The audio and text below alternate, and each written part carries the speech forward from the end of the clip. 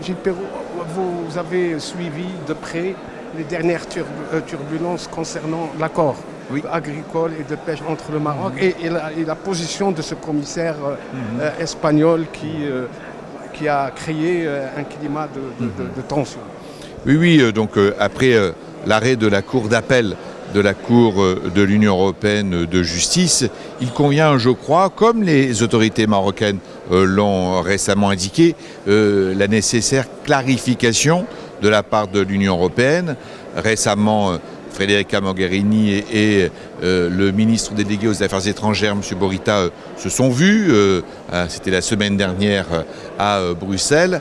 Et je crois, moi en tant que président du groupe d'amitié Union européenne-Maroc, l'Union européenne doit permettre cette clarification et d'adopter une feuille de route qui soit conforme aux accords que nous avions passés, que nous avons passés le Royaume du Maroc et l'Union européenne, pour que nous puissions bien continuer à développer notre partenariat indispensable pour non seulement le Maroc, mais aussi et surtout pour les Européennes et les Européens.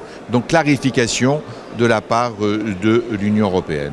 Allez-vous entreprendre des actions pour justement améliorer, consolider ce partenariat? Parce que jusqu'à présent, il semble que le Maroc donne beaucoup plus à l'Europe qu'il n'en reçoit. Oui, tout à fait. Donc il faut qu'on puisse rééquilibrer ces accords. Il faut que ces accords soient gagnants-gagnants.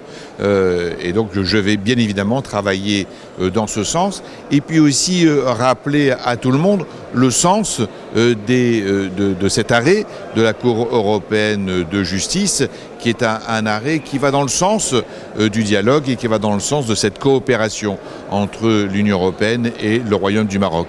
Est-ce qu'il est normal qu'à chaque fois, cet accord soit utilisé pour diminuer de l'importance des relations entre les deux parties?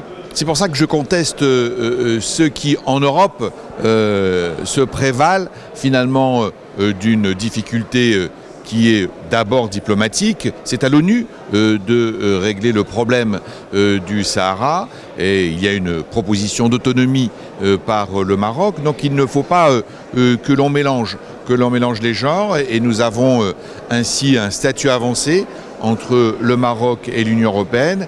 Il faut ainsi que nous puissions continuer à non seulement mettre en œuvre ce statut avancé, mais aussi permettre que ces accords qui ont été signés puissent être mis en œuvre sans aucune finalement argutie diplomatique que certains peuvent mettre en œuvre. Je pense notamment aux adversaires du Royaume du Maroc qui sont en Europe et qui pourtant, donc, je crois, se trompent de combat.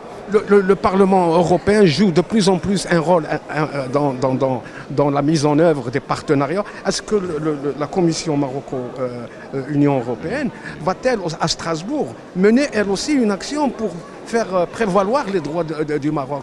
Parce qu'il y a un lobby qui est contre le Maroc dans ce Parlement. Oui, c'est le sens de l'arbitrage que nous devons ainsi rendre, nous, le groupe d'amitié Union européenne-Maroc, mais aussi cette délégation, la commission mixte parlementaire Maroc-Union européenne. Donc nous devons ainsi permettre l'étude objective de la Cour européenne de justice pour ensuite développer les arguments juridiques qui sont en faveur du développement des accords passés, notamment les accords de pêche et l'accord agricole. Là aussi, je crois que c'est très important qu'il n'y ait pas d'arrière-pensée politicienne, comme c'est le cas des adversaires du Royaume du Maroc au sein de l'Union européenne, mais que nous puissions ainsi objectivement indiquer quel est le sens des accords qui sont passés et qui sont bien évidemment mis en œuvre. Vous ne voyez pas qu'il est temps maintenant du côté marocain de dynamiser cette commission mixte Maroco-Union européenne, parce que jusqu'à présent, elle n'a pas encore donné de ses nouvelles? Nous avons eu au cours de l'année qui vient de s'écouler une nouvelle chambre des conseillers.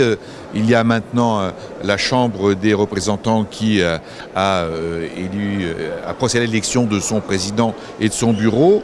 Donc nous devons permettre dans les mois à venir, dans le cadre de la délégation Maghreb parlementaire, bien que nous puissions ainsi constituer nos instances avec nos représentants du Parlement européen ainsi que les représentants des deux chambres et des conseillers et des représentants côté marocain.